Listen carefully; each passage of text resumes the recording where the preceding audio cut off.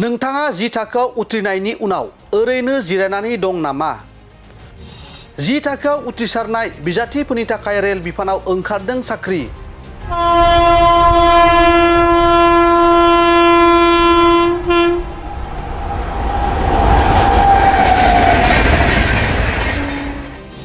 नंगौ, लाख लाख साख्रि नागिरग्रा लाइमोनफोरनि थाखाय गोजोनथाव खौरां। 4232 मासिया लांदां जानानै दं रेल बिफानाव।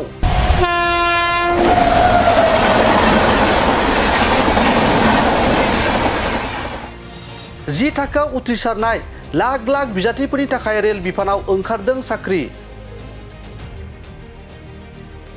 बे बारनिफ्राय 10 थाखोआव उथ्रिसारनाय बिजाथिफोरा ओरैनो जिरायना थानांनाय नंला।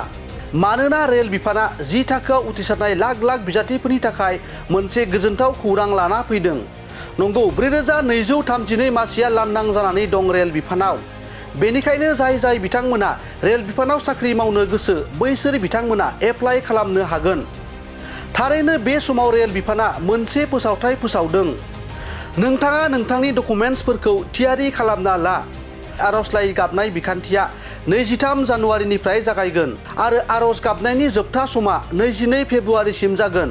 मख'नो गोनांदि 18 बोसोर बैसोनिफ्राय लानानै 36 बोसोर बैसोनि बिनायसाफोरा बे साख्रिनि थाखाय आर'जलाइ खालामनो हागोन। बेनि थाखाय नोंथाङा rrbcdg.gov.in वेबसाइटआव थांनानै एप्लाइखौ खालामनो हागोन। एसटिफोरनि थाखाय एप्लाइ खालामनायनि बेसेना 250 रां जागोन आरो एसटि नङैफोरनि थाखाय 500 रां जागोन। नंगौ, रेल बिफाना 10 थाखोआव उथ्रिसारनाय लाख लाख बिजाथिफोरनि थाखाय मोनसे गोजोनथाव खौरां लाना फैदों। 4232 मासिया लांदां जानानै दं रेल बिफानाव।